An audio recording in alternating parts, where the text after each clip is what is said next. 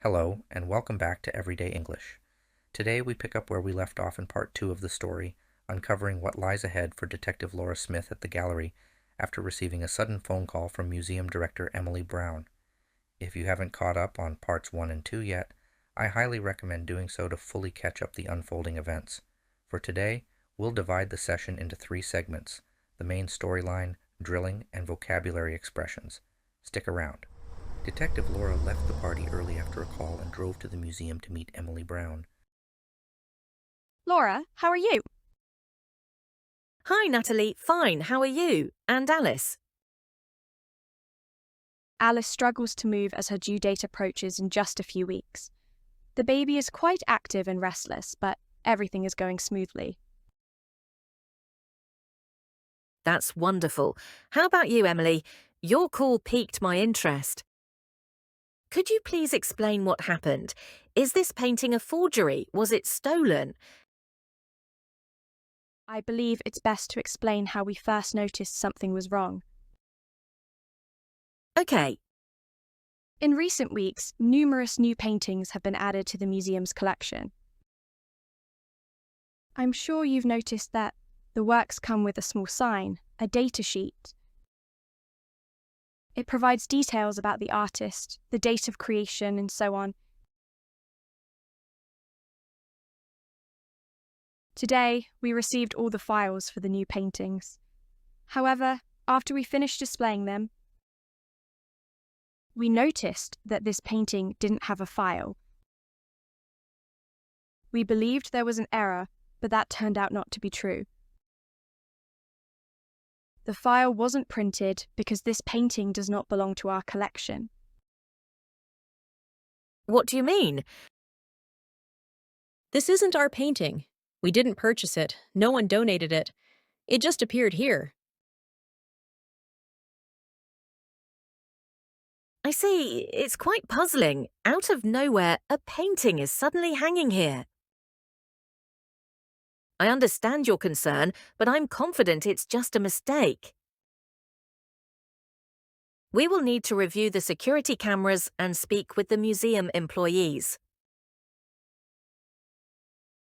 We haven't done that yet. We decided to call you first because, well, we were concerned there might be something in the frame or behind the canvas. A strange device. Are you suggesting that there might be a bomb in the picture? If you are enjoying the video, please consider subscribing and liking it. I truly appreciate your support. Thank you.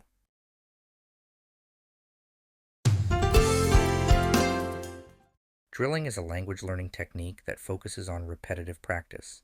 It enhances fluency and boosts confidence.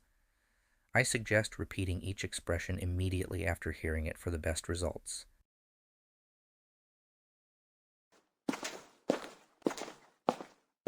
Alice struggles to move as her due date approaches in just a few weeks.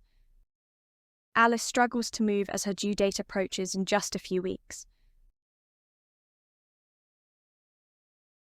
The baby is quite active and restless, but everything is going smoothly. The baby is quite active and restless, but everything is going smoothly.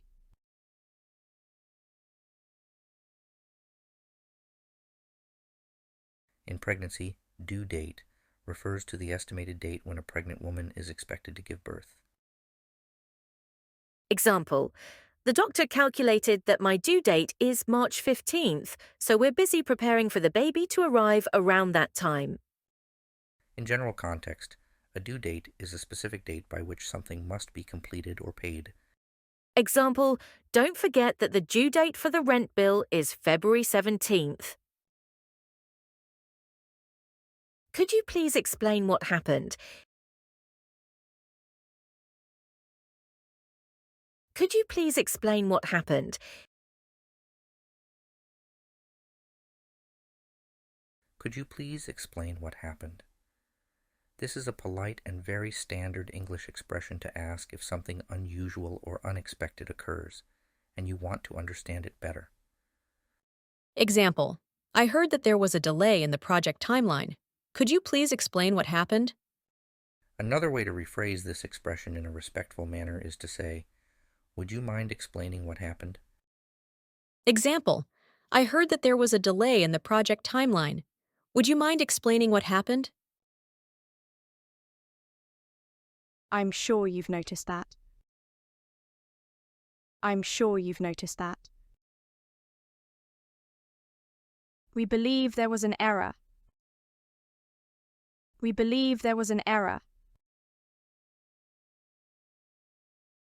The phrase, "I'm sure you've noticed that," suggests the listener is already aware of what's going on. You've is a contraction of you have. It's commonly used in English for both the present perfect tense and to express that you own something. For the present perfect tense, it indicates an action that started in the past. For example, I've eaten dinner already. For ownership, you've got a new cell phone. It turned out not to be true. It turned out not to be true. The phrasal verb turned out has different meanings depending on the context. For example, the dinner turned out well, meaning the dinner was pleasing and delicious. The outcome was positive. The second meaning refers to information that becomes known and may be surprising or unexpected. For example, it turned out that he was wrong all along.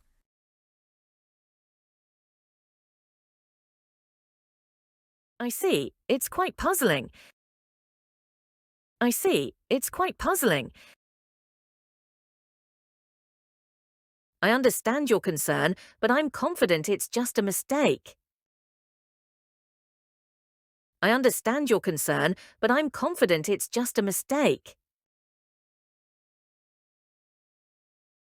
The phrase, "it's quite puzzling," is used to express that something is confusing or hard to understand. For example, if a mystery in a story is difficult to solve, one might say, "This mystery is quite puzzling to solve." Example: It's quite puzzling why the lights went out and we can't figure out the cause. The phrase, "I understand your concern," is used to show that you understand and share another person's emotions or worries. If someone tells you, "I understand your concern," they're indicating they share your feelings and thoughts. Example: I understand your concern about the surgery. Trust me, the doctor will do everything he can to make sure the operation succeeds. I haven't done that yet. I haven't done that yet.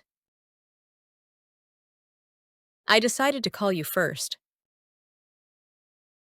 I decided to call you first. I haven't done that yet.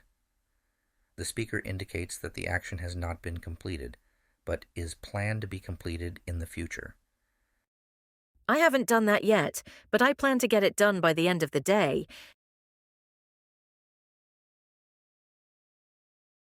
The phrase, "everything is going smoothly," means that things are happening without problems or complications. Example: After days of preparation, I'm glad to see that everything is going smoothly for the event this weekend. To pique one's interest refers to capturing someone's curiosity or attention about a topic, idea, or situation. If something makes you curious, it means it piqued your interest. Example: The trailer for the upcoming movie really piqued my interest, and now I can't wait to see it. The phrase "and so on" is used to express that a list of items or examples goes on in a similar way without the need to describe each one. Other related terms like "and so forth" and "etc." that come from the Latin word etc. Example: We can discuss winter outdoor activities such as ice skating, hiking, ice fishing, and so on. Including "so forth" does not change the meaning, as some people prefer to use the phrase "and so on and so forth." Example: We can discuss winter outdoor activities such as ice skating, hiking, ice fishing, and so on and so forth. Example: We can discuss winter outdoor activities such as ice skating, hiking, ice fishing, etc.